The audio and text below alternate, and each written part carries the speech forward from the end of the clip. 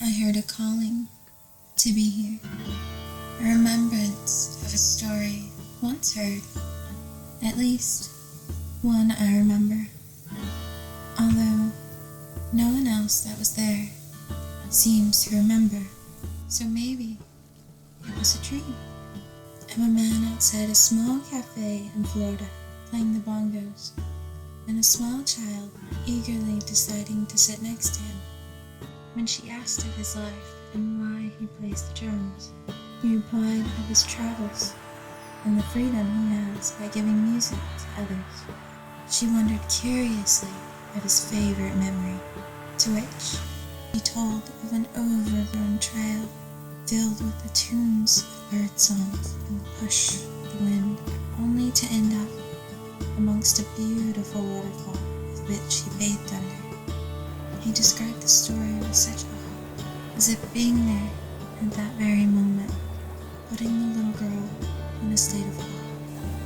The only descriptive word of its location I could remember was Fjordlands. It was such a funny little word that tongue twisted me as I first repeated it. As I became more curious of the world and where it would be that I'd leave the confined state that I lived in, I found it in the real world. Hi, my name is Faith, and this is the story of just one part of my journey that leads to where I am now. I am known for many things under many names, but just to simplify, I am a creator. I connect others and myself to nature, to memories and ideas. December 6th, 2019, I left behind everything and everyone familiar to me in my birth state of Oklahoma, the conventional southern state in North America. Longing for nature, for silence, I escaped the repetitive system of our society, where studies turn passions into work.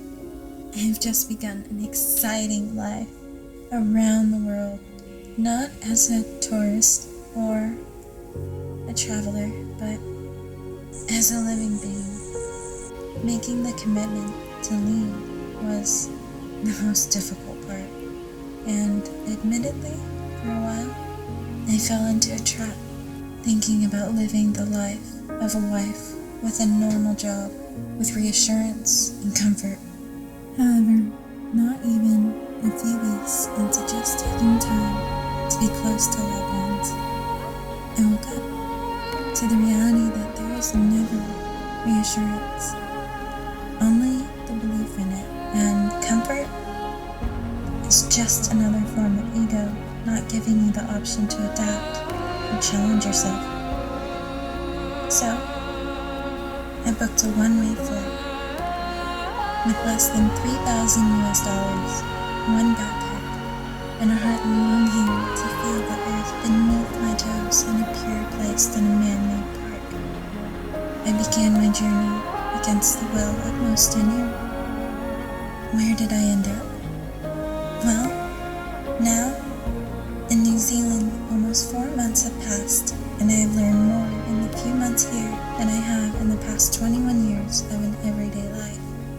As I said before, I heard a calling to be here, as I now hear many callings to go elsewhere soon.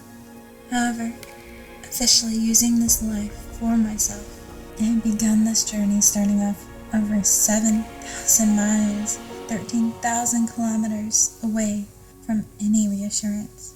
I never felt any fear or guilt for doing this. A tinge of sadness, of course, but that was quickly replaced with an abundance of landscapes, from glaciers and waterfalls, rivers and lakes, forests and hills, farmland and vineyards, and hot springs and volcanoes. Not to mention wildlife unlike I've seen before, birds, many birds, and sea life, like seeing my first fur seal, and the people, so welcoming and loving. I had never seen a place so peaceful and quiet. a place where Mother Earth seems to really enjoy having us inhabit her very creation. I arrived here and immediately began connecting with nature, living with locals in a place called Little River. It was just as a movie scene that I wish had been recorded, arriving by plane and using local advice on how to get to a small town without Wi-Fi or internet, away from the convenience of quick resources, only a landline in a cafe, then an awkward stop that is only available once a day by a local bus driver, with only 10 meters on each side of it before it's only road again. To connect with whom I needed to speak with, after much confusion and frustration, I was able to ring thanks to a phone book, the family I was to stay with. From there, well, I became engulfed in the nature surrounding me and began new studies on my own terms. New ideas popped into my mind every moment of the day.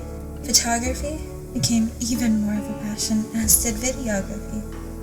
Writing became something of need, of want, of passion. Curiosity as a whole overwhelmed my mind, my heart, and my feet, as it does today. After this video, I don't know what to promise you. I want to video blog these adventures and the lessons I learn along the way. I also want to create beautiful videos as well, showing the culture of every place I travel and everything I create while I'm there. Will you join me? If so, thank you for being here. Hopefully I'll come to know some of you as I continue to move through the planet and give many of you some of these beautiful creations along the way. But until then, I'll see you next time.